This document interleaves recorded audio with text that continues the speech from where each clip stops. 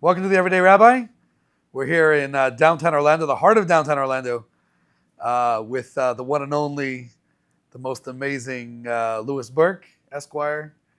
Not always, but it is now a phenomenal person. Great stories, great lessons, and we've been trying to do this for a while, and looking forward to a great conversation. So stay tuned. So stay tuned. Here we are. So welcome, Louis Berk. Thank you. To the Everyday Rabbi. So much. So let's start from the beginning. Yeah. So the beginning to me is a story that I tell a lot of people. And to me, it's one of the coolest things of having a rabbi like you. And that is, our initial conversation was a message on LinkedIn, and you invited me to go to a cigar bar to smoke a cigar and have a glass of scotch and just talk. And in my entire life, there's never been a rabbi that has said to me, hey, do you want to go to a cigar bar to smoke a cigar and to have a glass of scotch? And that was the beginning of a blossoming, a beautiful relationship. I've had your guidance and advice for nearly, 12 years now. I guess that was probably like late 2012, maybe early 2013. I was dating Marissa at the time. Now we're married. We have a couple kids. You were single. There was no Slavia at the time. And to see the progression of where we were 12 years ago to where we are now, I mean, it's unbelievable. So a theme that we wanted to focus on, I've had this theme on my desk since I think we even thought about the idea of the Everyday Rabbi, was to have you share the keys to success. We talked about this a lot. We talk about this a lot. I'm sure we will talk about this a lot. And success is this enigma that everyone chases or seems to chase, and everyone has a different definition of it. But what I appreciate about you and what you've done and who you are as a person is that, and maybe we could say this, there's reciprocity here, is that we've seen each other grow. We grew together as a team. And a lot of people say, we're a team, the rabbi gets the donors on board when they're building the big building. Hey, we're all in this together. But the fact is that a lot of times it's not that case. And I think that with us, we're practically the same age. We started our way in life from different angles, but on the same trajectory and parallel and working together. And as we grew, you grew, and I really wanted to focus on that road, on that journey, on that experience from that cigar in 2013 to where we are today. So well, what I'll tell you is that define success, right? To me, or whether it's defining success or how I got there, to me, and it's a conversation we've had for many years now. It really a major part of it, to me, has a lot to do with tzedakah. And there's a. I knew you were going to get there. I just didn't know how fast you're going to get there. Yeah, and the reason why I got there so fast is because I really do believe that plays such a major role in my success, at least financial success, right? When I talk about having an unbelievably supportive wife and Marissa, who has given me two incredible children in Gabri and Ziva, that's another part of success and a major part of success. And I actually talked to Marissa about that, where I was like, babe, like if it wasn't for you, like if I never met you, I'd probably be broke. Like I'd be broke. Maybe I wouldn't even be a part of Chabad. Like I don't know where my life would be. So I do believe and I do feel that a major part of my success has to do with Marissa. The financial success, major part of it, if not all of it, has to do with tzedakah. And define tzedakah for a second, just your definition. My definition is to give back. And it doesn't necessarily have to be monetarily. Give back your time. To me, I'm big in terms of giving my time, giving donations in terms of financial donations, and helping people out. It's one of those things when people, we talked about a mutual friend that had given us a call or they gave me a call last week, and literally just hopping on a phone call and just helping someone out. To me, correct me if I'm wrong, but to me, that's tzedakah. It's literally just helping someone else out. Right. The definition of tzedakah literally means justice, to do justice, to do what's right, or do what's righteous. And there's this idea in the world of wealth distribution, and people think it has to be done through taxes or through communism. The best way that tzedakah should be and could be given is willingly, when people want to help other people. And for me personally, I think one of the most inspirational ideas of tzedakah is, you have a world where people are successful. Again, we could define that however way you like. And then people who are, let's call it, less fortunate. And people tend to stop there and simply say, I'm successful. You know what? I've worked hard for my money. I've worked hard for my position in life, and I should enjoy the fruits of my labor. But there's a thought that I think has to happen before that, which is a very powerful one, which is, where'd you get the blessings from? Where'd you get the potential from? Where'd you get the ability to build that success from? Oh, I'm smart, I'm able, I'm capable, I'm willing. Okay, who gave you all that? And when you stop and for 1 second you stop and recognize that the blessings all come from somewhere, and then someone, right, from God. And God wants us to help those who we didn't give the blessings to. So before it comes to financial redistribution, there's also talent redistribution and ability redistribution.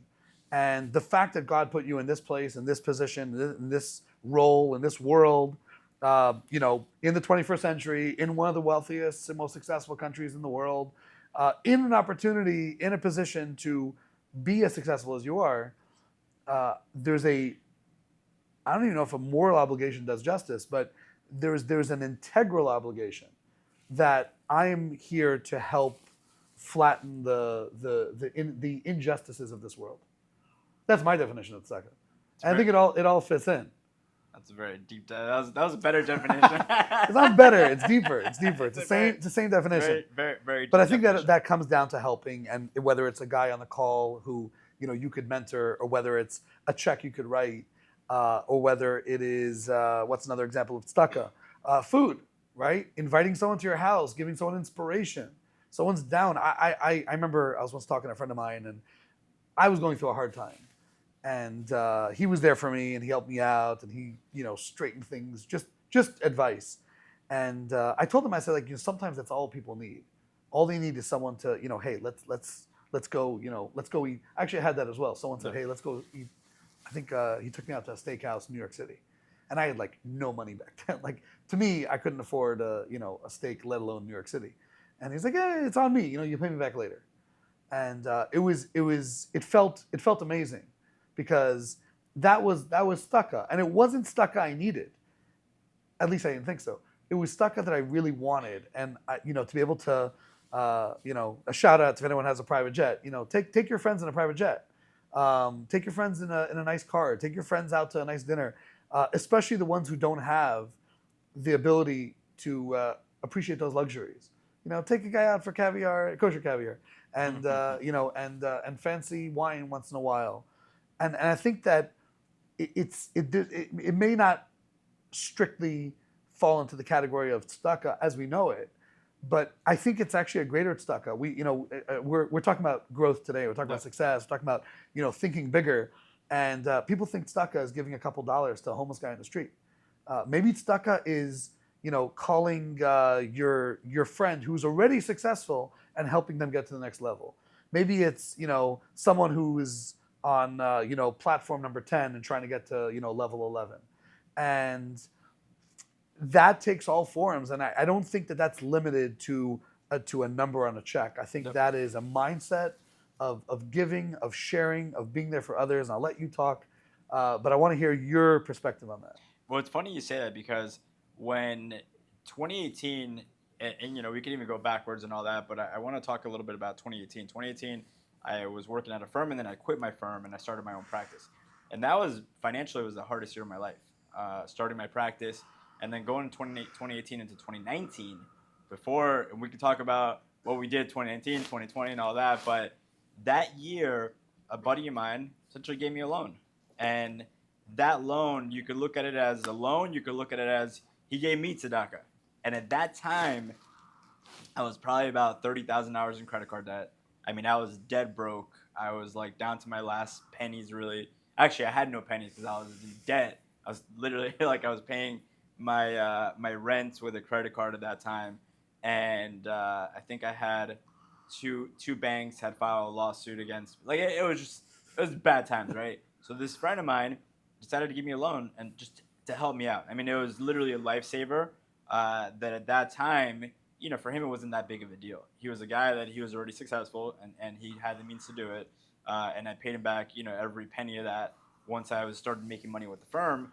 But to me, it's interesting even when I think about that time, because at that time I wasn't the giver, I was the receiver. And to me, that period to be able to receive that money, which by the way, some people, have too big of an ego that, if someone had offered them money in that time, even though they're struggling, they would say no.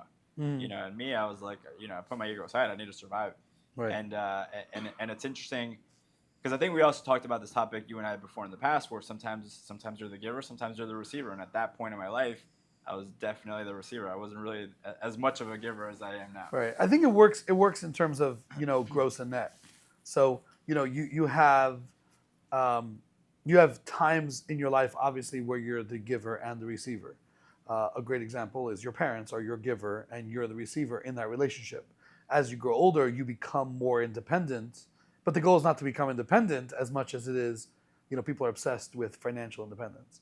Financial independence is a misnomer because all it means is that you've matured, right? But true maturity is the ability to turn around and say, I've been given, therefore let me start my own family. Let me be the giver now to somebody else. Now, net giver means that you're giving more than you take in, which I don't know if that's necessarily possible, right? I mean, technically, you get everything that you're receiving in. I think net giver means that your mindset is, I just want to give whatever I could away, as opposed to I want to take as much as I could. So there's a mindset of receiving, a mindset of how much more can I get, as opposed to how much more can I give. I think this is where it really gets into the idea of tzedakah, is to be a baal tzedakah, to be a master of tzedakah, you have to have the mindset of giving. Even sometimes when you don't have, you try to give. And that's true of family, right? When you're having a bad day and you're required to be the inspirer or to be the, to carry the weight of the family.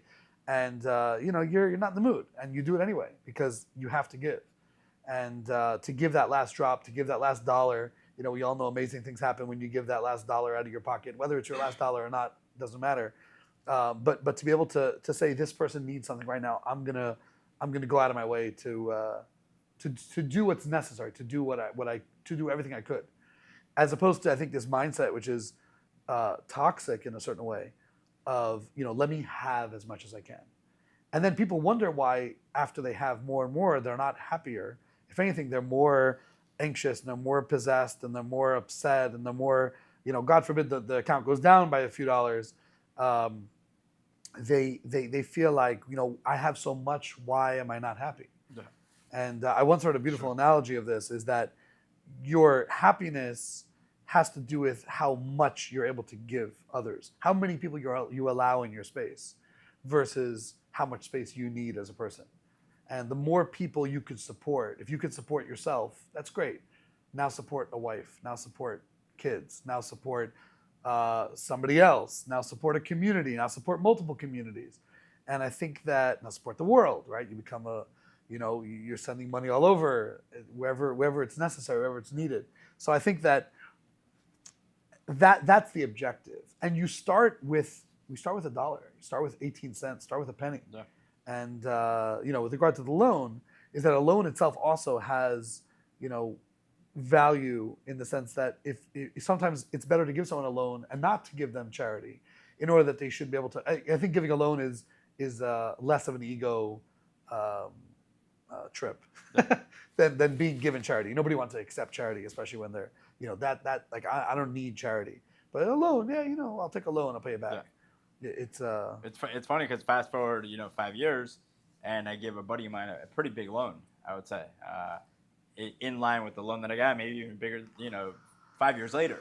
So it's amazing how much life can change in it feels like forever, but it's really 5 short years. Really, if we're talking about you and I when we first met, we're talking about 10 years, 11 years, 12 years. Right. So And for the first 5 of those years, because we talked about 10 years, right? Yeah. The last 5 years have been the exponential. Yes. Exponential, whether it's 1x, 2x, 10x, and the 5 years before that were very. It was like a slow grind. You were starting off trying to figure out your course, and we were starting off in our in my it wasn't even we yet. Yeah. It was just my own little trying to find ourselves in this community and carve out like a little bit of purpose in this city. Here in downtown Orlando, there was nothing Jewish, and doing these small little just inch forward. And we had no budget, we had no money, and we had one guy who would give us $100 a month. And like, yeah, go do some good stuff. And we'd do like an event, and the budget for the event was $100. Everything else was either borrowed or donated or something. And here we are, 10 years later, and we were talking off camera about how some people focus so much on the superficial, and this could also be a whole nother theme of success. Are you doing the things that are necessary, or are you doing the things that everyone else is doing? And you could tie this back into first principles. You could tie this back into beginner's mind and all that. But what is necessary for you to get done, for you to get to the next level? We just launched our website.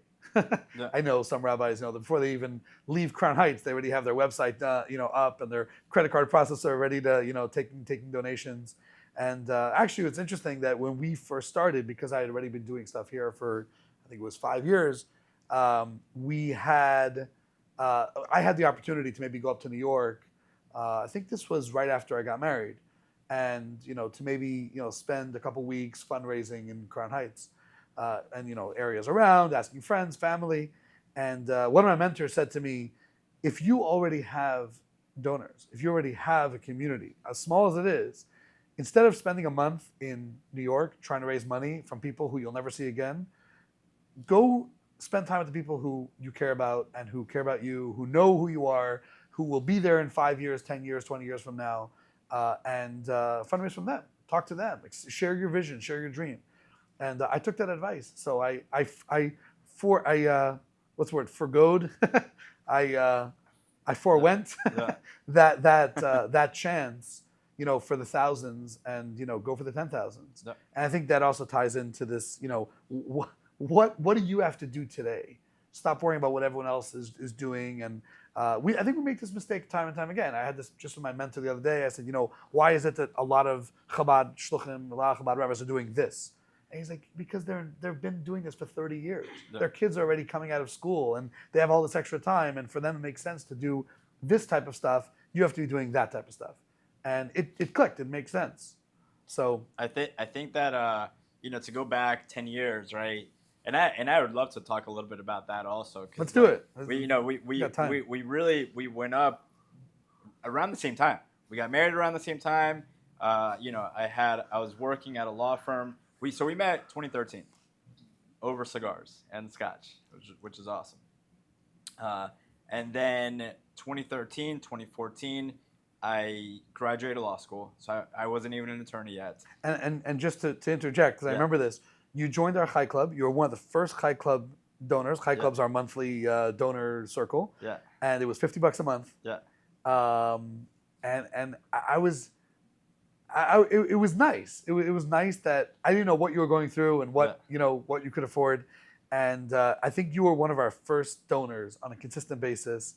And you stayed with us thick and thin. It was like you were like our seed investor. And even when we went through a hard time with the house once and the building another time, and it was like, we're there for you. Whatever, just run the cart, just whatever it needs. And that increased over time. But I remember that was throughout 2014. Yeah, which is pretty cool. And 2014, I graduated law school, became an attorney, and then over the 4 years after that, between 2014 and 2018, was just a grind. So when we're talking about success, that's one of the keys. You want to create success, you got to show up. You got to do the work. You got to go in and day out. You gotta love the grind. You gotta be okay with failure, because you're gonna fail not once or twice or 3 times. You're probably going to fail a dozen times or 24 times, or you hear the story. It was at KFC that he got rejected however thousands of times or whatever. So sometimes you might fail 1,000 times. Yeah. And one of my biggest takeaways that I have from years ago was there's really no failure in life. There's only winning or learning. So to me, there was a lot of learning experiences between 2014 and 2018. Same thing with you. Same, yeah. There was a lot of learning. I think between those 3 years we had 3 lawsuits. Yeah. All real estate related. Yeah. Which were all money problems for the most part. And there was also that 1 year that we were basically, I call it being homeless because we didn't have a house, which is weird, having a wife and kid. For the record, I left home at 10 years old, 11 years old. I went to school in Coral Springs and I came back every weekend. And then I was away for like months at a time when I was 13 years old. So I was already back home at 20, 21, ended up getting married around 31. And then here I am 5 years later, and it wasn't 5 years, it was 2 years later. And I was like, what's going on? My shluchas is on, life support. The marriage was working. There was no problem with the marriage, but there was, we had some money for a down payment. We couldn't find a house. We were checking out 5 houses a day. I think it was one point we were doing 5 houses a day. It was like 15 houses a week. And because houses would just come on the market, and I'd call my realtor and we'd go check it out. And we're like, nah, not this one. Yeah. And she was actually very encouraging. She said, don't worry about it. It's just like, do what you got to do and it will happen. And that was a moment of despondency. And you were there for us during that time. But you're right. It's about getting through those hard times. How you deal with your lows will define how you deal with your highs. Because the highs come also. Yeah, and the high, the highs to me, they're the easiest. It's really, I agree with you with how you are in those lows that really, make up your character, make up who you are. And so you guys got the house, 2019, 2020? We moved in November 2019. Okay. The same 19 of COVID-19. Yes. Yes. So 2018, January 2018, I quit my job, started a law firm. And that year, I always joke around, it was the best year of my life. I got married that year, October 7, 2018. We went on an incredible honeymoon where I think we were in Thailand and Japan for 24 days. Unbelievable. I left a 6-figure job. I started a firm with a friend of mine, and we that year I made $30,000. And I always say, it's funny because $15,000, which was half my net worth at the time, went into this honeymoon. and we had the best vacation. It was amazing, but it was the most trying, most difficult year of my life financially. Personally, I married the girl of my dreams. Like, everything was perfect. Financially, it was a struggle. It was a lot of hard work. And Marissa was also in between jobs. And then February 2019, I split up with that partner, started my own firm, Lewis Berk Law, and now what month? February 2019. So we're off to the races. We're now in February is gonna be 6 years, but we're off to the races. But between February 2019 and August 2019, I would say we're even more difficult. Even though 6 months or the year before was very difficult, those 6 months we had cases. We had some cases coming in, but the way that my field works is we don't get paid until we settle a case. So it was just expenses and just a lot of things that were costing money. And that was around the time where I probably had, I don't know, I might have had maybe down to my last $500. I was in tons of credit card debts. I was still giving tzedakah on the credit card, but I was in tons of credit card debts. 2 of those banks filed lawsuits against me. And then those 2 other banks that I negotiated a deal to get it, fixed with them and resolve it. And then August 2019, so it's funny because you guys are about to buy your first house, and August 2019, I'll never forget, made $35,000 that month. And that so really between January 2019 until August 2019, 20 months where I could have said, this is too hard. I could have said, I can't do this. I could have said, I could have just given up. I could have done a million different things. Get a job. Yeah, that was literally like on my mind. Many times I thought about, maybe this is not going to work, but I have this drive in me. I have this desire in me to want to succeed, and for me, having that drive is the reason why I just said, just let me wake up tomorrow and just do it again, and just do it again, and do it again. But I'll never forget August 2019. I made 35 grand that month in revenue, right? And it was more money that month than I made the entire year 2018. And I was like, okay, we're gonna be okay. We're gonna be doing good. And between August and September of 2019, that's when I called the 2 credit card companies. I was like, hey, I'll give you a lump payment. Let's get out of this. I called the ones that were suing me. I hired a lawyer for that. I was like, let's see if we could settle these things out. But basically, I resolved all that to get back to break even. And then from there, that was really when we started making, I started making bigger and bigger pledges with Chabad. And it happened right after. So I remember yeah. there was the transition. Everything was, because September 2019 was Rosh Hashanah. Yeah. And we still didn't have a place. We were just about under contract. I think we went under contract September. So we went the whole Tishrei, Rosh Hashanah, Yom Kippur, Sukkot. I remember I had to dance that Sukkot, and it was like, it was a hopeful dancing. It was like, I'm dancing because I'm confident that it's all going to work out. It's all going to be good. But it's hard to dance when you don't have a house, and you don't have you're trying to make a deal go through, and it hasn't actually gone through yet. But to touch on one point is that desire for success, however you define success, that burning interest, that drive to go forward, isn't that everything? That is life itself. And if you don't have that, you got to get that.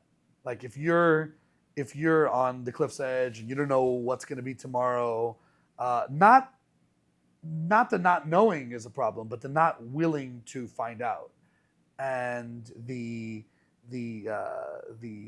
what's the catharsis? I don't know what the technical word is, but that state of shock, that state of inaction, I think that's probably the most toxic, because a lot of times we get stuck, and the easiest thing to do is just to take a step forward. The famous example is the Jewish people are leaving Egypt, and they're coming out of Egypt, 210 years of slavery and bondage and backbreaking labor, and they're free. They've broken the shackles of their overlords, and they travel at lightning speed. They get to the sea, whichever sea it was, and now they have a sea in front of them. There's desert and mountains on both sides, and then there's the entire Egyptian, special forces coming at full force behind them. And the Jewish people really went into a state of crisis. And there were 4 responses. As we know through the Torah itself, the Medrash clarifies that one response was, let's just go back and surrender. Let's just give up. We tried, didn't work out, great escape, failure. The other response was, no, let's turn around, but let's fight the Egyptians. Let's give it our best shot. Succeed or die trying. The third response was, let us jump into the sea. At least they won't get us, which was essentially suicide. And then the fourth reaction was, let's pray. That maybe God will intervene. And the response is more fascinating than the complaints. And God tells Moses, tell the Jewish people to go forward. In other words, go into the sea. And famously, the tribe of Judah, Nachshon ben Aminadav, also King David's great-great-grandfather, which is not a coincidence, a great-great-grandson of Judah, Lion of Judah. He's the chief of the tribe. He starts marching into the sea, and the water gets to his nostrils. In other words, he's at wit's end. And he turns to God and says, I've gone as far as I can. And then immediately God tells Moses, split the sea. He lifts up his hands, the whole sea splits, and the rest is history. What's so fascinating about that is that you almost have the entire life, all your struggles, all your successes, all the miracles that happen to you in this little microcosm of a story. In that when it all hits the fan, our immediate reaction is surrender. And the Rebbe talks at length about all these 4 responses and how they have common ground today and so on. But basically, you have surrender, you have fight, you have flee, right? And then you have fight, flight, freeze, and surrender, right? Sort of like those 4 responses. And the correct response is go take a step forward, move, just or as the Eighth Day song goes, keep rolling. And it's that keep rolling mindset that precipitates the miracle that God splits the sea. Because sometimes God just wants you to go forward. God wants you to make your best move, do the most you can do, and then God takes care of the rest. And that's the other side of it, is that as successful as we could ever be physically, we'll never be able to have all the answers. We'll never be able to have everything we want without God's intervention. So it is an interplay, and I think that people confuse this a lot, is that either people think it's all about me, it's all about my effort, it's all about my abilities, and they deny the godly element, or they rely only on God and they don't do anything. They're a bunch of couch potatoes waiting to win the lottery, and they don't buy tickets. And you have to do something. You have to, in every miracle story, almost, if not mistaken, every single miracle story, there's always something that the person does to precipitate the miracle. It could be putting a finger underneath the big rock, or it could be, walking into the sea till it's, neck high. It's something that's done. It doesn't have to be hard, but it has to be forward moving. It has to be actionable. And once we have that, it allows everything else that's, so to speak, miraculous to unfold. But we have to make the first move. It's funny that, exactly.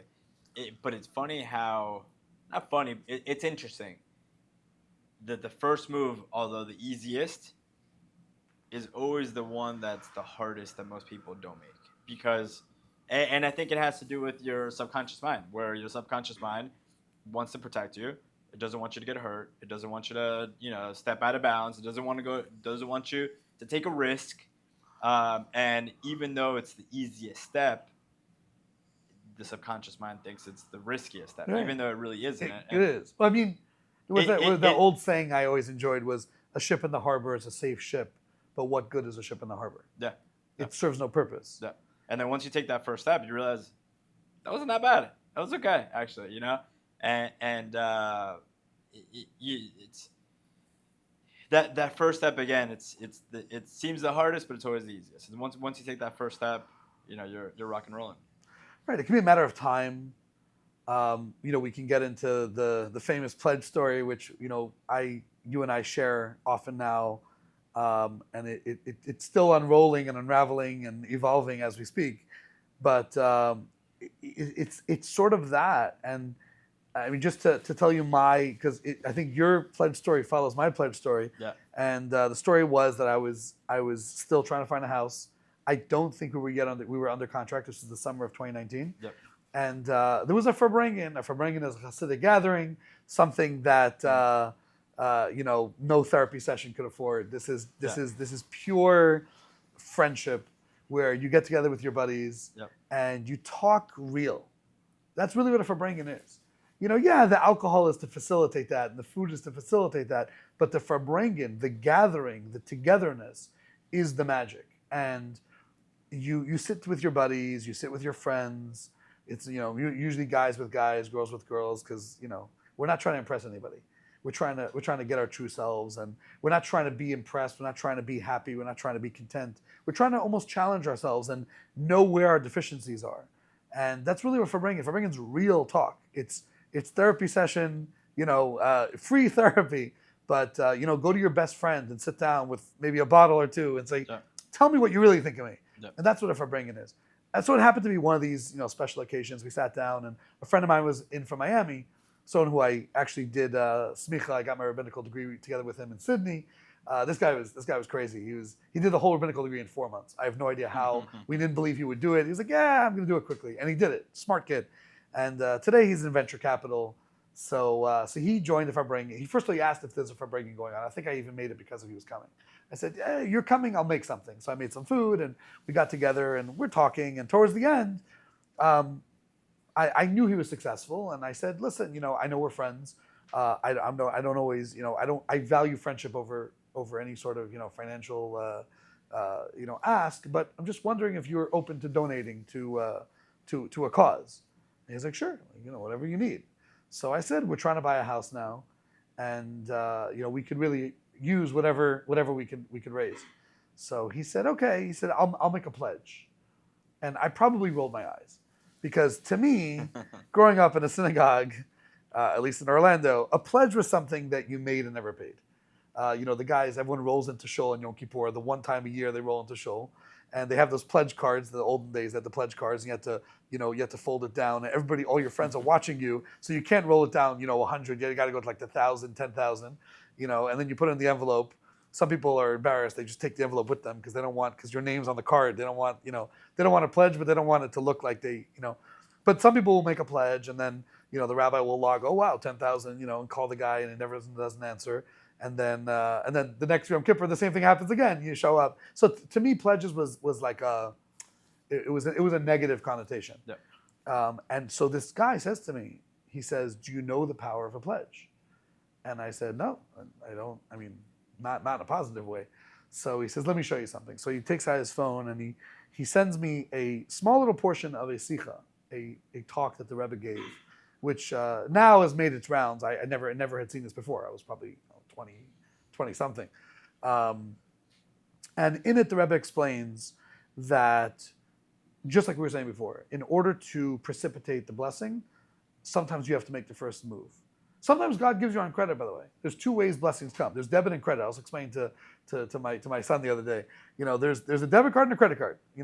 Debit card, you want the number to be high. Credit card, you want the limit to be high, but the number you owe to be low. Yeah.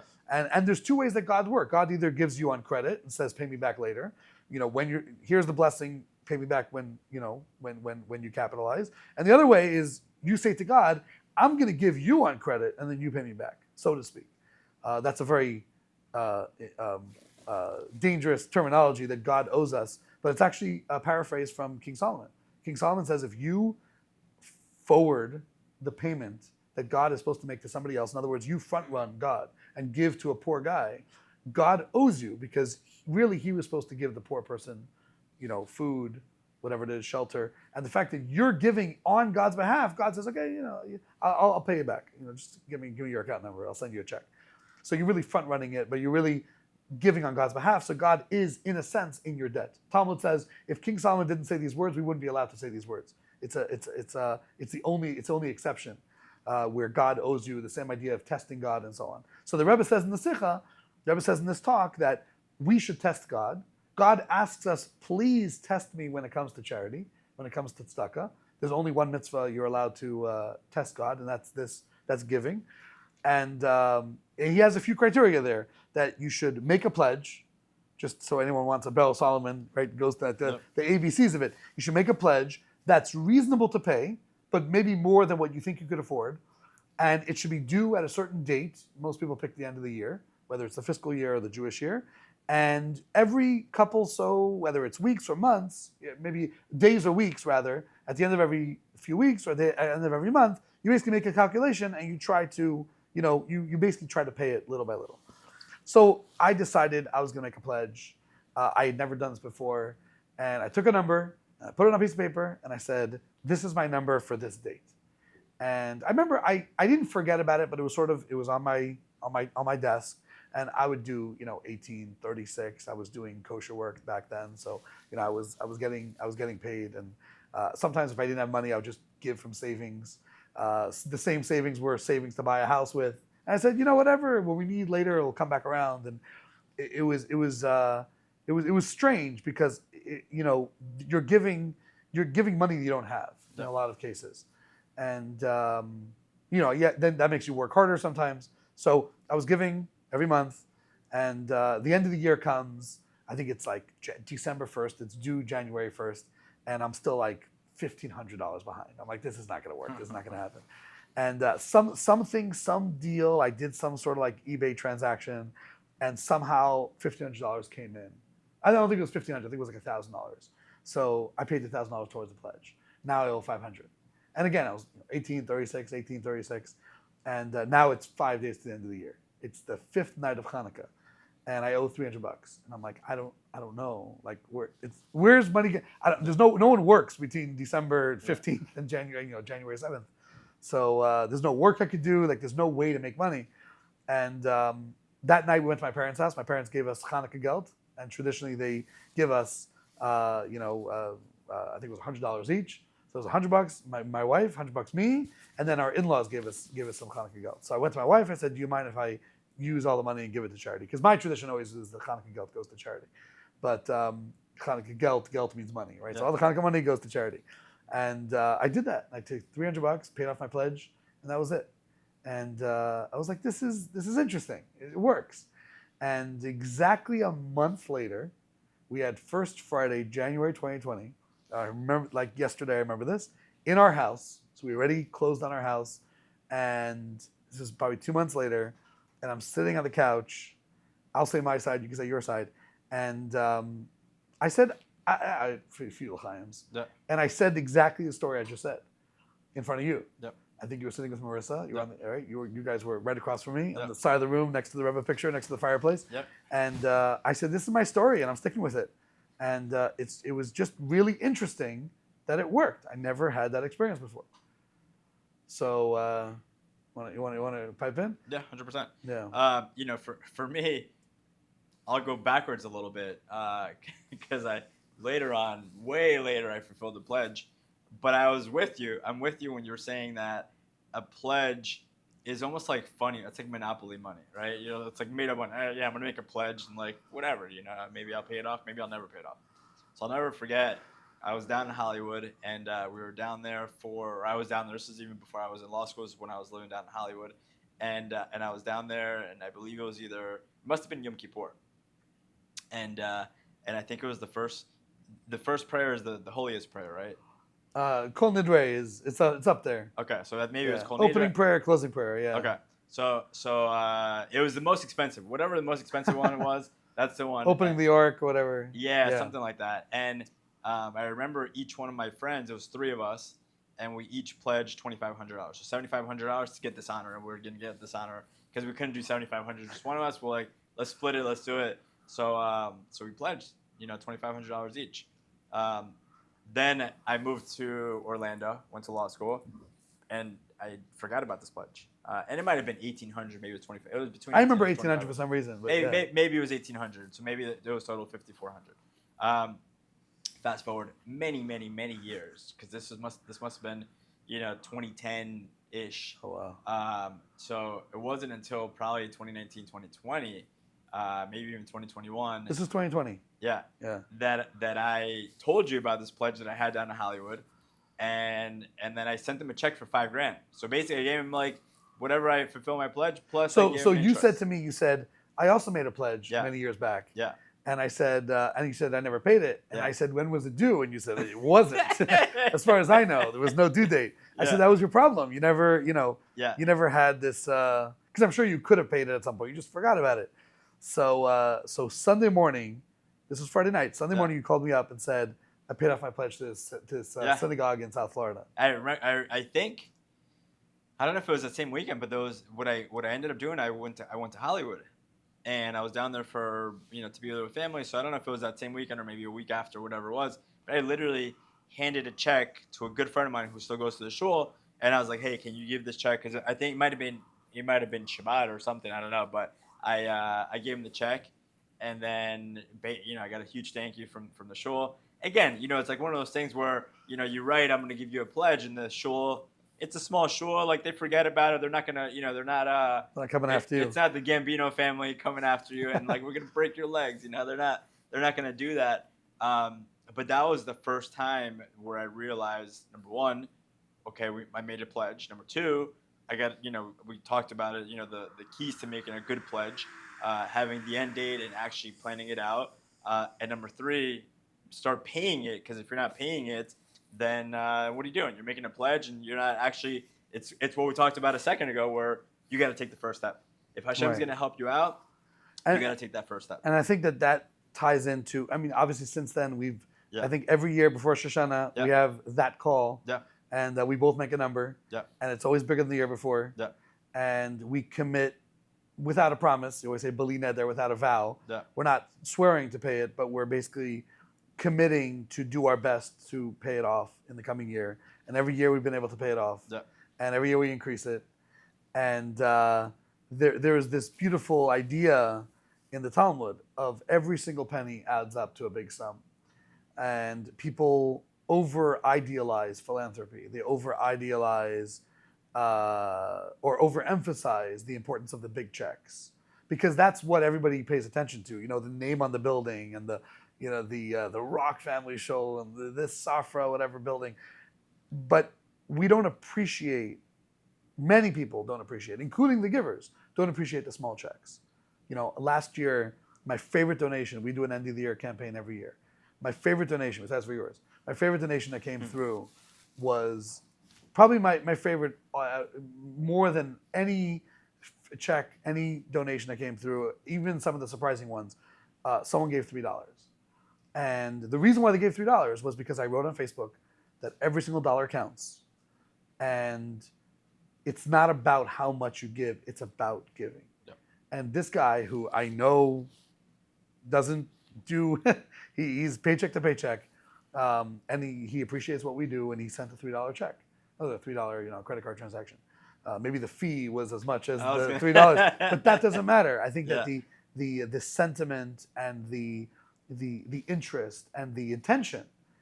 This is one of those things that we talk about a lot in the Hasidic thought, is that the intention can sometimes be greater than the action. Yep. If you mean well, if you intend, just like intention of where you want to be in 10 years or 20 years, having that affirmation on your sticky notes, or having that dream that you're working towards, as having that pledge you're trying to pay off, no matter how big it is, no matter how long it takes for you to get there, the fact that you have those, back to the shipping analogy, there's this idea that if your ship doesn't have a headway, you'll never get to any destination. Your ship will just sort of meander and fall apart and rust and rot and whatever. But if you have a headway, you might hit some snags in the road. You might even have an issue on your journey, and you might have to get another whole ship. But as long as you have that intention, there's a good chance you'll get to that destination over time. And I think that really is success in a nutshell. Yeah. Regardless of how we get there, regardless of what we do to get there, regardless of what our successful goals are for ourselves, for our family, for our finances, for our community, health-wise, I think what matters the most is having an intention and saying, I want this. Talking about the Jewish people in the land of Egypt. They were told for hundreds of years, the goal is to get to the land of Israel. We're told today, the goal is to get to the land of Israel. It's going to happen. Mashiach is going to happen. It might take thousands of years. It might take struggle. It might take a couple persecutions and even a Holocaust, but we're going to get there at the end. And every single time we go through that challenge as a people or as an individual, we shake it off and we pick ourselves up and we try again. And I think from a sociological standpoint, that maybe that's why the Jewish people are still here, because we have this mindset of we are eternal. I mean, God says we're eternal, but do we think of ourselves as eternal? Do we think that we are a people that has a dream, that has a goal, that we are going to change the world?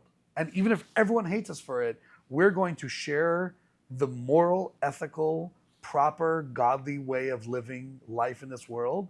And, now 3,500, 4,000 years later, we could see the fruits of, what Abraham and Isaac and Jacob and their wives and their children and their communities and the Jewish people all throughout time have accomplished. And we're just maybe a small part of that. But when we make that first move, when we take that step forward, when we do something, right? They say not everyone could do everything, but everyone could do something. Yep.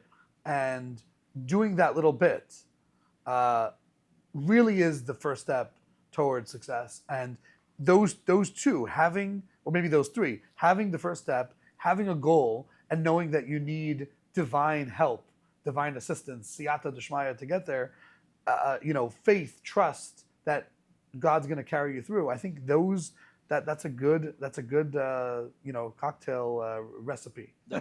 So that first step is super crucial. I believe that donation, $3, it means a lot because that individual took their first step. To me, one of my proudest moments was my dad recently joined the Chai Club. Yes. And so he On his took- own, I believe. On his own. So I don't know where it started from, but I think it was one time that we were in the office. Yeah. And your dad's just watching this whole transaction. Yeah. I think there was the picture of the Rebbe on the wall, Yeah. and checks were flying, and he's like, "How do we get in on this? Like, Yeah. what do we got to do?" And I think when I got the Rebbe picture. I think so. Yeah. And I think that like that's like the aha moment for Yeah. a lot of people. It's like, you know what, it's like same getting on the Bitcoin train. Like, okay, what do I need to do to get an account? Yeah. At some point, maybe not Bitcoin now, maybe 5 years, the next Bitcoin, thing, whatever the next thing is. People tend to be lazy and people tend to ignore the success that they see around them. It's not for me. I'm never gonna make it. And then at one point they say, you know what? I need in. I need to know, like, what do I need to do? Yep. And that's the first step. That drive of saying I'm committed to do it and I'm gonna do it. What do I do? What do I need to do to sign up? And or sign me up. And you did this the first time that we met, Yep. going back 12 years. Though Yep. that first LinkedIn message Yep. was essentially you saying, I want to be involved. Yep. And maybe that was the first step Yep. of saying, I'm a Jew. There's not a lot of activity in my life. There's not a lot of Jewishness in my surrounding, and I want to be connected. I want to be part of a community. I want to, without maybe subconsciously, you were saying, I want to support and I want to be there and I want to build. But it was just an innocent message and an innocent response. I think I said we're in the process of building. Like we're putting stuff together. I think we did like 2 events at that point. Now in hindsight, we've done a couple hundred. And that's really the ingredients. That is the road, right? I think we're covering it. Yeah, it's 100% the road, and we've already said this a few times, but really taking that first step is without a doubt that's the beginning. Once you take that first step and you realize, okay, this is pretty easy. Okay, let me do it again, and then you can start talking about habits, right? Because now. Especially once you're in the Chai Club, you've now created a habit where you're giving tzedakah every single month. Or, if we're talking about success in general, and you start doing things consecutively, you start doing things, whether it's going to the gym, whether it's this, that, right, and you start doing it, you create a pattern. You start doing things more consistently, you start having more success. And once you start having more success, you're like, man, I really like this. Let me just keep doing it. Right. And then it bleeds into every aspect of your life. And this is really, I think, the Rebbe's focus, the Rebbe's innovation of it's not about the number on the check, it's about the repetitiveness and the habit of giving. Yep. And the Rebbe wanted us to do it to ourselves. The Rebbe wanted every person should have a big Pushka in the kitchen. A Pushka is a charity box. You can buy one on Amazon. They call it like a church a church suggestion box. You get these big, I have one in my house, and people notice it. And that was always the objective. I wanted to make it big gold and exciting, but for now it's what it is. And the goal is that when you see it, whether it's the guests in the house or whether it's the inhabitants of the house, they should see a Pushka and say, "Oh, I should give something." And yet always have a little bowl of coins next to it. And I even got a big coin counter, so I just recycle the coins every couple of weeks. And that's part of it. The other side of it is that we become perpetual givers. We teach our kids to give. And the Rebbe invented these funds that you could be a daily giver, even if you forget about tzedakah for a month. You're giving, I think it's once or twice a day, Karen Hashana, this beautiful idea. And that's besides for our daily giving and our consistent giving. And it really becomes this idea of every single penny adds up to a great sum. Yeah. Not only quantitatively for the mitzvah of tzedakah, but also qualitatively for the mitzvah of tzedakah. I first off, I agree with you. And to me, one of the joys now of being a father is on Shabbat, one of Zio's favorite things to do is to put tzedakah into the Pushka. Before Shabbat. Before Shabbat. Put tzedakah into the Pushka.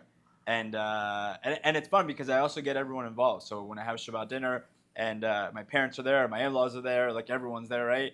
I literally I'm walking around with like a tray of coins, like, here you go. And I'm like, here, donate here, just put it here. You know how strange it is when you give out money? People don't know what you're doing. Like, why are you giving me money? That happened to us. I think it was the Hanukkah event, and it was which rabbi was it that was there? One of the rabbis. Yeah, one of the rabbis that was there. But I think it was like one of his kids, or like they're going around, and they're giving coins to Hanukkah Geld, yeah. to everyone in the crowd. Like, here you go, here's a coin.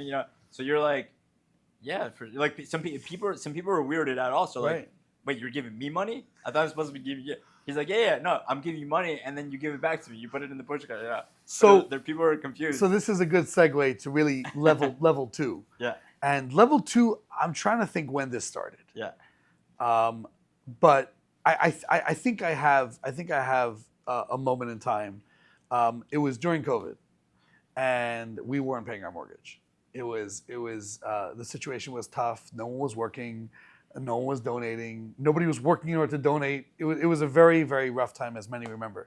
And I was already like a couple months behind on our mortgage, and I needed money. And I'm not the type to ask people for money, but like you said, sometimes you gotta swallow your ego, and bite the bullet and do what you have to do. So I started going to family and friends, and saying, listen, like I need money. And one of my uncles is like, straight up. I'm like, straight up. So I went to one friend. Maybe another episode we'll talk details, but I went to one friend who's very influential in the general Chabad community, and I said, listen, I'm a small time Chabad rabbi out, and I didn't start too long ago.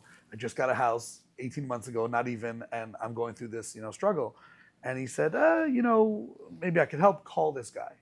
I don't know if you know the story. So I called this guy, and he said, how much do you need? And I said, I think I gave a number. I need like 3,600 like yesterday.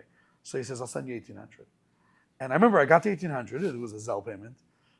And I said, I'm going to give this money back to somebody else who needs it. And I think that's how it started. And, giving the givers. I think that evolved later, but this idea of, I don't want to be a receiver. I want to be a giver. And in this moment in time, I'm forced to be a receiver, but I'm not going to let that be a long-term issue. That's going to be a short-term thing. Yeah. It's like being in debt. I'm going to turn the ship around. And I was able to eventually pay it back. And I think I would call him every once in a while and say, hey, if you know somebody else who needs some money, let me know. And sooner or later, those numbers started becoming more than what I myself could handle. Yeah. And I started to call you and say, hey, listen, I have this thing that we give people who need, are you in? And you always were like, I'm in. Yeah.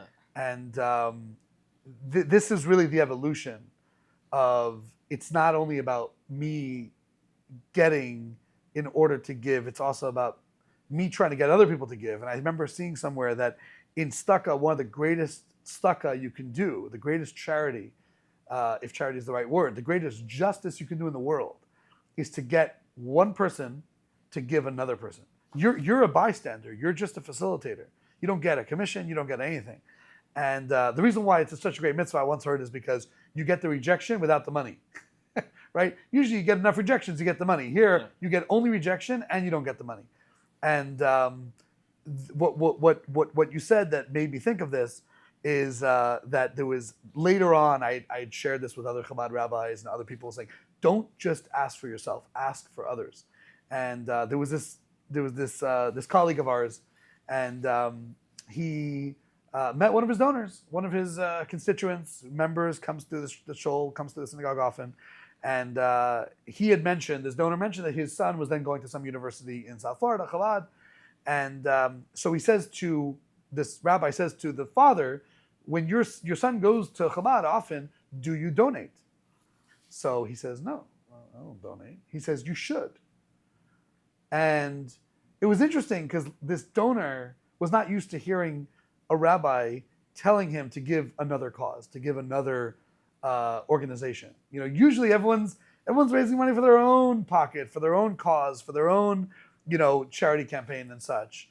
And I think that, I remember one year you made a team, and it was like you were asking your friends to give. Yeah. And it's the same idea, like let's get together and give this person what we can give, and collectively, obviously, we can give more than what we can give individually.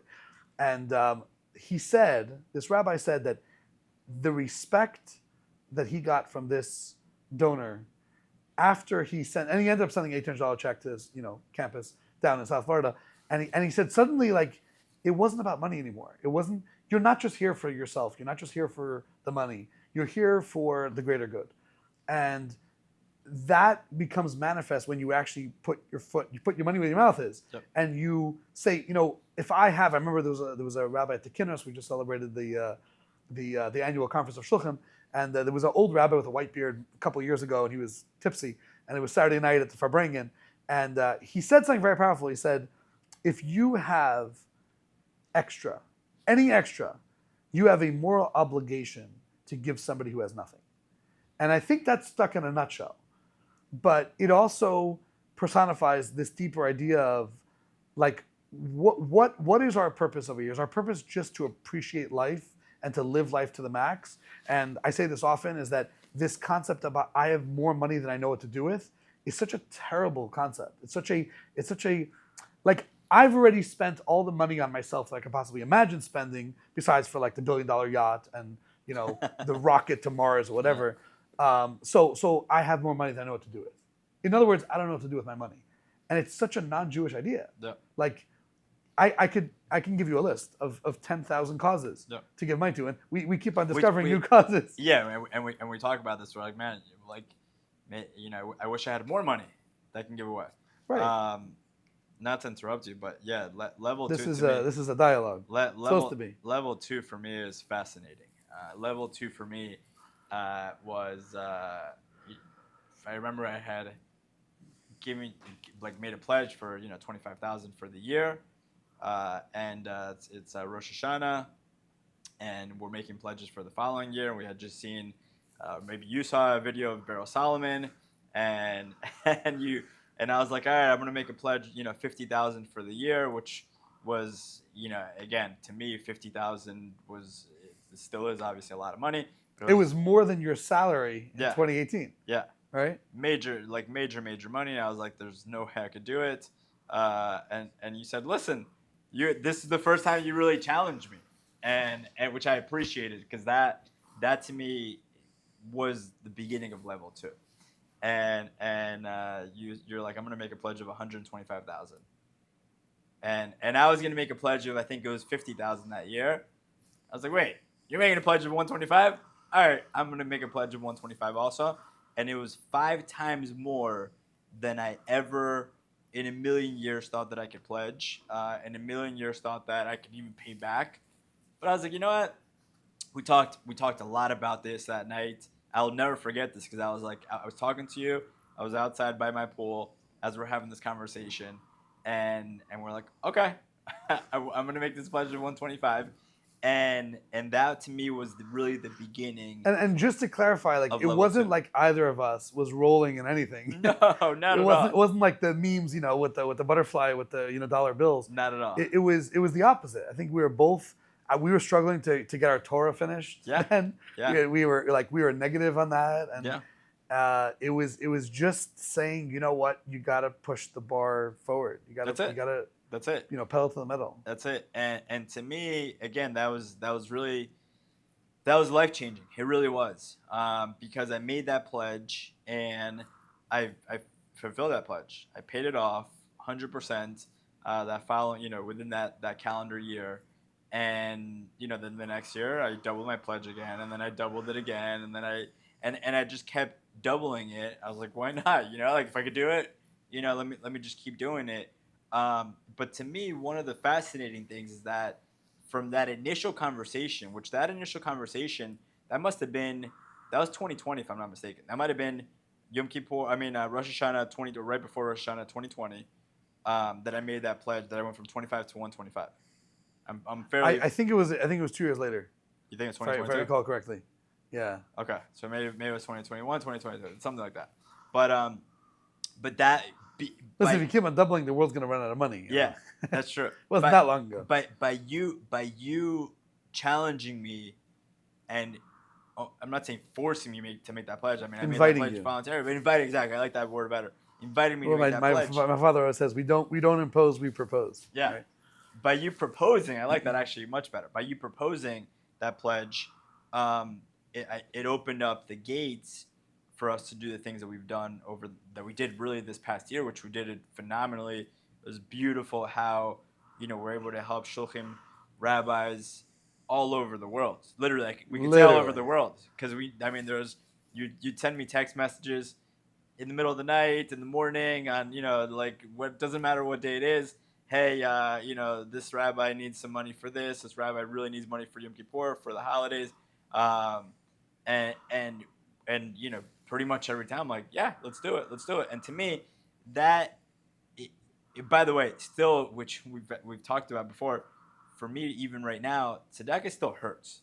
Meaning, it's still like I don't know if I have the small mindset, but it's still like, okay, 1,800 here, 1,800 there, 5,000 here, 5,000 there. It still hurts, but at the same time, to me, it makes me so happy. And also, once we get, I think most of these rabbis have no idea who I am, which makes it even better. Yeah, because it's anonymous. Which is one of the highest levels of charity. I love that. But you said something, I have to say the story. I've Yeah. been saying it lately. Yeah. And there was this, I think I said the story to you, but there was this big donor in New York, passed away a few years ago. He was a friend of he was a father of a good friend of mine. I was friends with his son.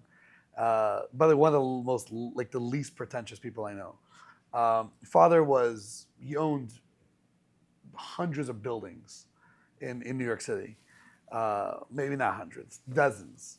And every single day he would sit in 770 in the back and he would give out $100 bills to people getting married. So it was chasanim, grooms would come over, they would show him, evidence that they're getting married, give him a little invitation, and he would take the invitation and look at it and give $100. Yeah. And someone who's active in our community today was sitting right next to him. And this is going on day after day, probably $100 bill after $100 bill, which, okay, you want to say $100 bills, let's say today 1,000. We're talking about $1,000, $1,000, maybe $10,000, $20,000 a morning. And that's not all the charity he gave. He was tons more to organizations, to buildings, and so on. And at one point, under his breath, he says, in his uniquely Russian accent, he says, it still hurts to give. And this guy standing next to him was so impressed by that. He says the story over, which is how I heard it. Yeah. And, it still hurts. But what's the What's the is almost like, when you finish a good set or workout, it feels good. Yeah. It feels good that it feels bad. In other words, if you're not challenging yourself in life in general, this is archetypical Chabad Chassidus. The everyday rabbi is all about Chassidic thought, Chassidic philosophy, Chassidic mindset, which is really level 2 mindset, level 3 mindset. Yeah. Level 3 would maybe be it's not even about me. It's not even me. It's all happens without me. But this idea of, how do I challenge myself materially, financially, in my spiritual service to God, in my contribution to the world, in every single possible way, in my learning.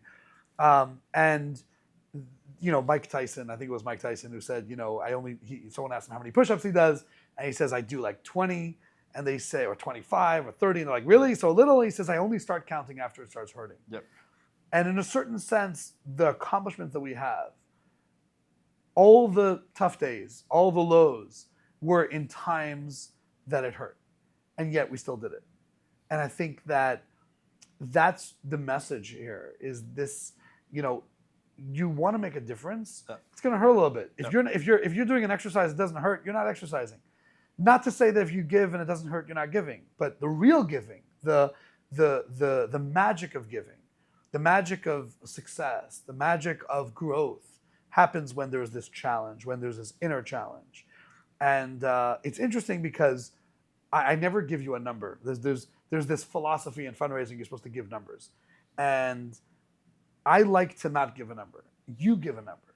Whatever your number is, you raise it over time. Yep. But I think one of the reasons why you've never said no to anything is because it's yours, not mine. Yep. It's not me, as you said, imposing, hey, you got to do this, you got to do that. It's listen, it's a proposition. And I think that the magic of the pledge in general, which every single person who I've encountered who's done this has seen success. There's always, you always hear about the people who they pledge and nothing happens. Usually it's because they don't pledge enough. This guy was complaining to Beryl Solomon about the fact that he pledged and he didn't see success. And Beryl said, "How much did you give?" So he said, "I gave 5,000." So he says, 5,000, 5x. 5x is like the minimum you can get paid back. 5x is $25,000. He says, "You didn't make $25,000 this year?" He says, "I did." He says, "Your problem is you didn't give enough. You sat there in Shul on Rosh Hashanah like a big shot, giving $5,400, right? Which is like $500 a month. It's nothing, right, for a lot of people, especially someone like this guy who does well.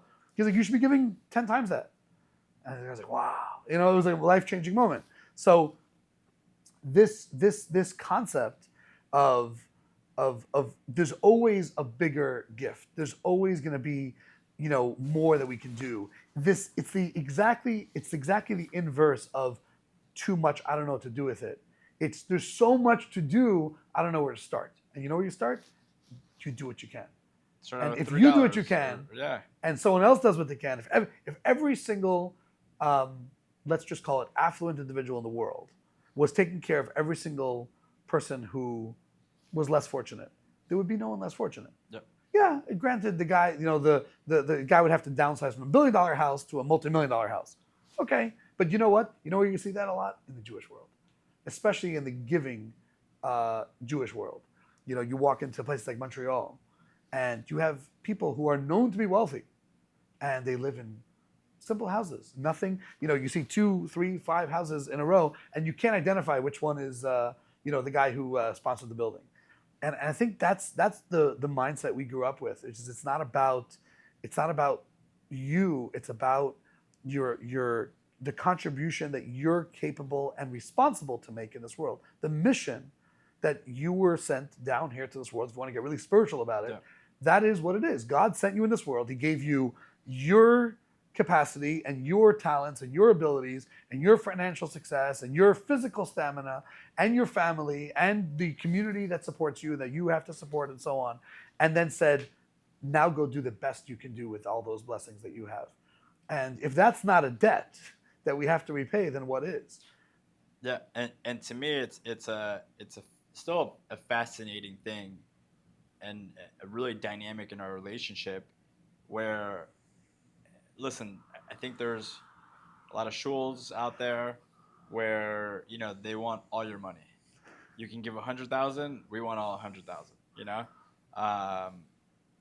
but for you, it's different. And again, I think that's one of my favorite things about this relationship is, listen, I want to make sure that I'm helping out my local Chabad. This is where I go. We come to Minyan every single Saturday or every, once a month on Saturdays.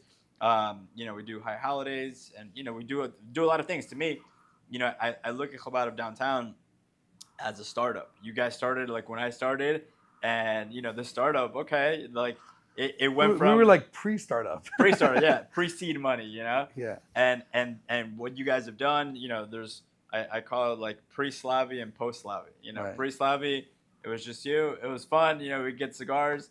But, it wasn't a full community. Avi jokes that, before Slavi, everything was packaged in beer boxes. It's true. And after, everything was packaged in diaper boxes. Exactly. Yeah. And it's one of those things where, as I grew and as you guys grew, like we grew together.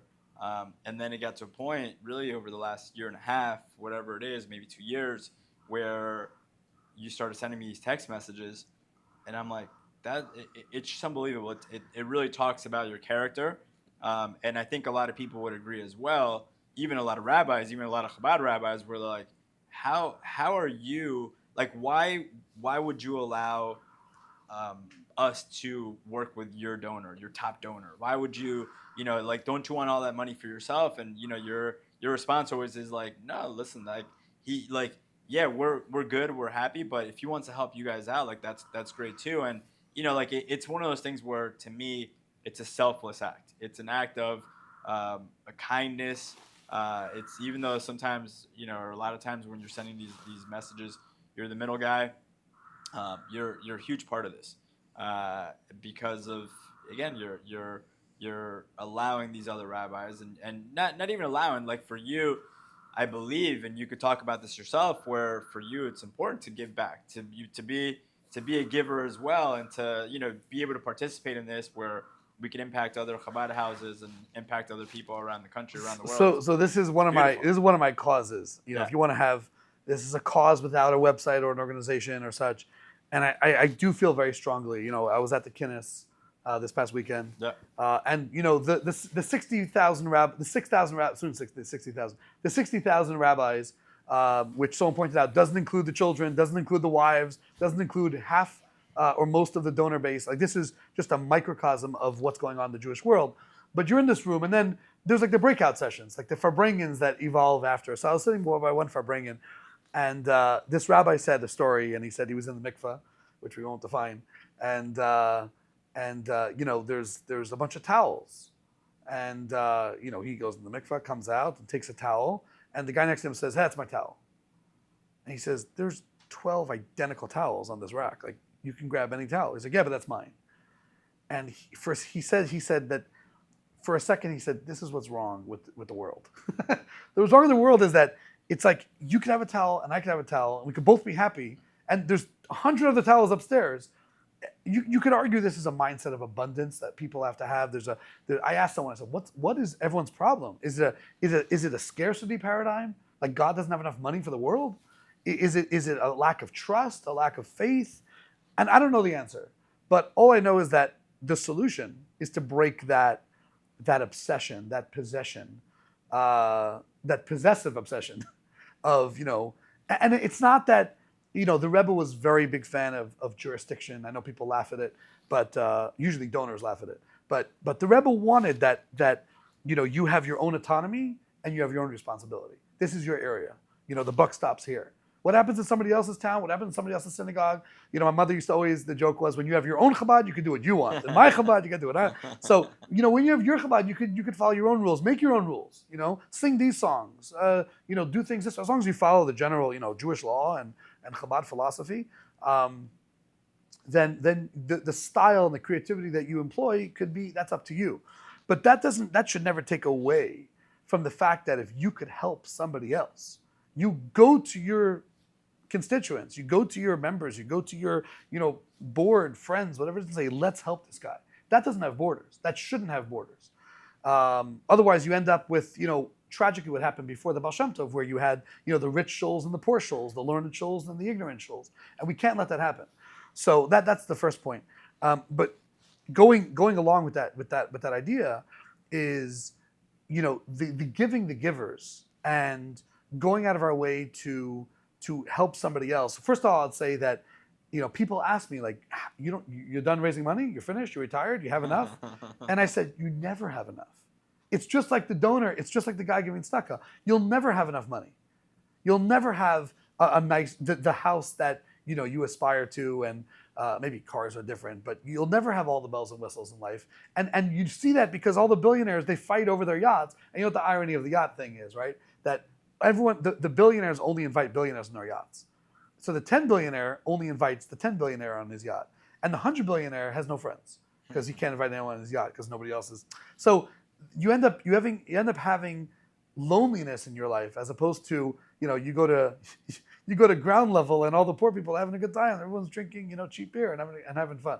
All the rich are lonely and comparing themselves to others. There's this beautiful Hasidic idea I heard recently, is that it says in the Tehillim, it says in the end of Aleinu, it says Bashamayim Imal, talking about the greatness of God. Bashamayim Imal, in the heavens above, V'la'aretz mitachas, and to the earth below. So there's a Hasidic translation of this, which is Bashamayim, when it comes to things that are above, spiritual things, Mimal, look up to people. Compare yourself to greats. Say, I wish I was as holy as that guy. I wish I had learned as much as that guy. I wish I did as much mitzvahs as that person. When it comes to things that are material, mitachas, look down. In other words, see yourself as I already have enough. I don't have to.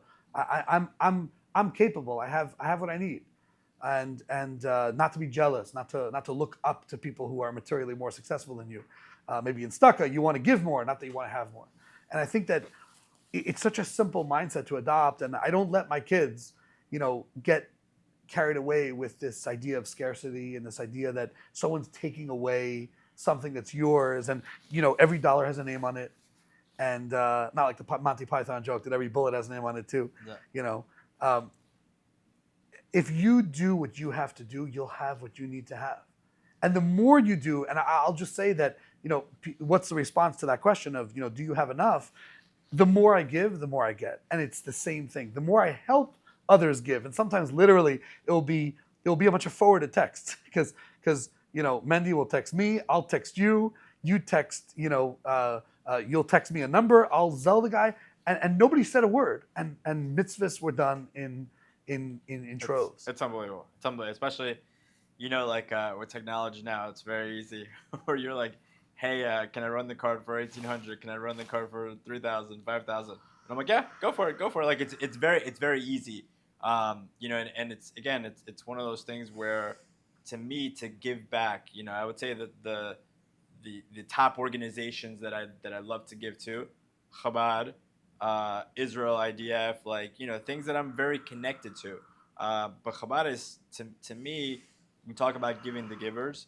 And to me, when I give to a Chabad house, or, now we're doing like the put a down payment fund, for a Chabad house. To me, a Chabad rabbi has the opportunity to inspire so many people. So it's almost like I'm investing in all these little startups all around the country, all around the world. Imagine you had the opportunity to invest in a fund that invests in funds. Yeah. It's like you're investing in hedge funds that invest in hedge funds, Yeah. What are they called in Luxembourg? It's a big thing. Not master funds, but they're like funds of funds. Yeah. And the way I think of this is that, and this is true with a mitzvah, it's true of everything, is that every single action we do in this world has infinite and eternal ripple effects throughout the world and throughout time. Yeah. It goes forward, it goes retroactive, and it goes laterally throughout the entire society. And there's cute movies about paying it forward and so on. And you always see it sort of just like ripples and it disappears. And in some cases, you could literally see how a ripple effect keeps on getting more powerful over time. And one person said one thing to one person at one point in time, and that inspired them to start this organization or to, start doing this action, and that snowballed into maybe snowball's a better example. The ripple effect. That's why also I find it fascinating as well, because I think you told me earlier this year that me giving and people seeing me giving, or even when we have Minyan and me making a donation for Aliyah and all that, right? That it's inspired other people in our community to give. And 100%. We've seen that. Yeah, and to me, if I could be an inspiration to other people to give tzedakah, it's amazing. Right. Because I never listen. I can give all the money in the world, but to me, I'm just one person. If we could get everyone collectively, and even I'm also including the person that's giving $3, and even including the person that gave 18 cents, and right. It doesn't matter. It doesn't matter how much, because once you start at 18 cents, I didn't start, being a mega donor. Yeah.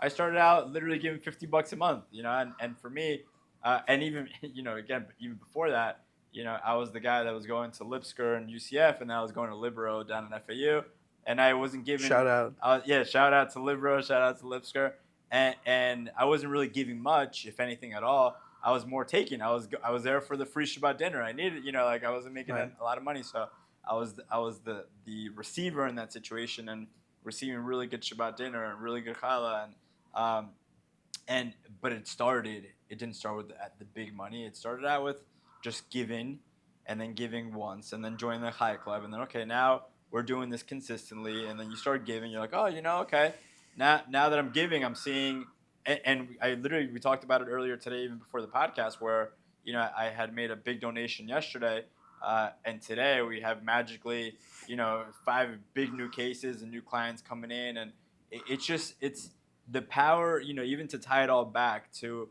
our original topic, which is success. Yes, taking that first step is super important. Being consistent is super important. Creating that habit is super important. But the real secret to success, financial success, it's tzedakah. There we go. It's a great way to end. I just want to say one more thing.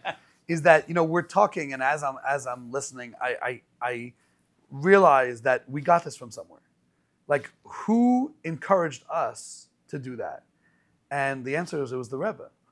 And people, especially not people who are not familiar with the Rebbe as intimately as some Chabadniks might be, always ask me, like, what's so great about the Rebbe? Well, what's so amazing about him? Is it the miracles that he did? Is it the study? Is it the fact that he was the most accessible rabbi in history? The fact that there's more videos. I mean, there wasn't videos of too many rabbis in history, but the Rebbe has more published books and more hours of audio video than anybody by a long shot. None of that. I think that the most significant, most inspiring part of the Rebbe's life was his giving. And there's this kids film that we used to watch as kids, which, we could do a whole thing in education, just in education. How do you share this with your kids? But in this film, there's this cute scene where this girl asks her father, says, I don't understand. The Rebbe gives out dollars, single dollar bills to anybody who gets online. And then the Rebbe will take a small pamphlet of teachings and give out to anybody who gets online. What's he doing? The people who are being given pamphlets, they have a bunch of books at home, many of which they probably didn't even read yet. The guys who are being given $1 all have $1. Nobody's homeless on the line. Everybody has jobs. So the father turns to his daughter and says, the Rebbe realizes that in order to get the ball rolling, you have to be the first one to do the first job, to give the first dollar, to give out. So by giving $1, what is the Rebbe saying? Exactly what we're saying. Give to a charity of your choice. I don't care where you give. Give $1. Yeah. Now, of course, people would take the Rebbe's dollar, which was holy, and put it in their pocket, and then give $1 of their own, which fulfills the same purpose. Yeah. And if they give $18, all the more so. The same thing with the study. The Rebbe says, I'm giving you a book. Oh, I didn't read all my books yet. Okay, so read this one, or read that one, or read another one. The point is, start learning.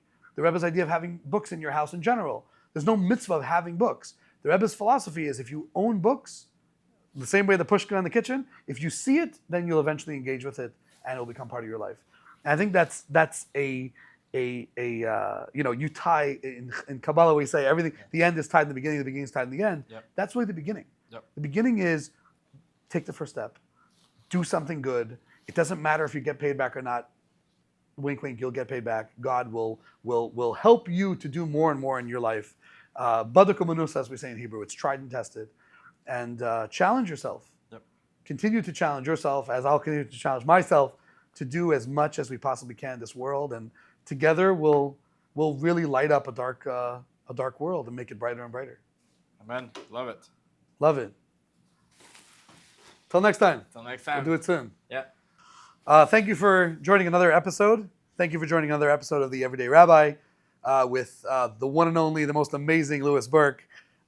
So much fun. We had a great time. The discussions, I feel like this is just one topic. We can go on tangent so many different ways. But hope you enjoyed. Like, comment, subscribe, donate. Donate to whichever cause your heart feels most compelled to give to, and be the first one to make the world a brighter and better place.